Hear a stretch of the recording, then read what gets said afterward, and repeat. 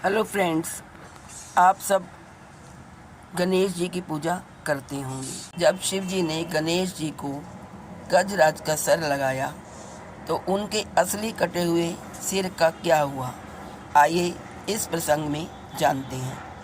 भगवान गणेश जी की कथा बहुत ही रोचक है। एक बार भगवान शिव ने क्रोधवश गणेश जी का सिर उस समय धड़ से अलग कर दिया जब उन्होंने माँ पार्वती को मिलने से रोका था। तब माता पार्वती बहुत दुखी हुई थी जब उन्होंने शिव जी से गणेश को जीवित करने की विनती की। शिव जी ने ब्रह्मा जी से एक हाथी का सर लाने को कहा और उसे गणेश जी के धड़ से जोड़ दिया। पौराणिक कथा के अनुसार गणेश जी का कटा हुआ सर शिव जी ने एक गुफा में रख दिया था। कई मान्यताओं के अनुसार यह गुफा उत्तराखंड के पिथौरागढ़ में स्थित है। इस गुफा में आज भी गणेश जी के कटे हुए सर की विशेष पूजा होती है। यह गुफा पहाड़ के करीब 90 फीट अंदर बनी हुई है। यह गुफा उत्तराखंड के कुमाऊं मंडल के प्रसिद्ध नगर अल्मोड़ा से शेरा घाट होते हुए 160 किलोमीटर की दूरी पर पहाड़ी वादियों के बीच बसे सीमांत कस्बे गगोलीहाट में स्थित है। इस गुफा की खोज राजा ऋतुपर्णा ने की थी, जो सूर्य वंश के राजा थे और त्रेता युग में अयोध्या पर शासन करते थे। राजा हिरण का पीछा करते करते इस गुफा तक पहुंच गए थे। तब उन्होंने इस गुफा की खोज की थी। उन्हें इस गुफा में भगवान शिव सहित 33 करोड़ देवताओं के दर्शन हुए थे।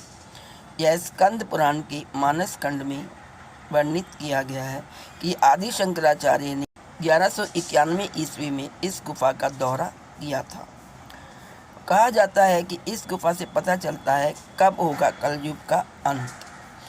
इन गुफाओं में चारों युगों के प्रतीक रूप में 4 पत्थर मौजूद हैं। इनमें से एक पत्थर, जिसे कलयुग का प्रतीक माना जाता है, वह धीरे धीरे ऊपर उठ रहा है। गुफा के बारे में कहा जाता है कि यहाँ भगवान शिव और 33 करोड़ देवता मौजूद हैं। ये पत्थर 1000 साल में 1 इंच बढ़ता है। कहा जाता है कि जिस दिन ये पत्थर दीवार से टकरा जाए उसी दिन कलयुग का अंत हो जाएगा। साथ ही यह प्रमाण मिलते हैं कि इसी गुफा में केदारनाथ, बद्रीनाथ और अमरनाथ के दर्शन होते हैं। बद्रीनाथ में बद्री पंचायत की शिला रूप मूर्तियां हैं, जिनमें यमकुबेर, वरुण, लक्ष्मी, गणेश तथा गरुड़ शामिल हैं। यहाँ पर कामधेनु गाय का धन बना हुआ है, जिसमें भी अब पानी निकल रहा है।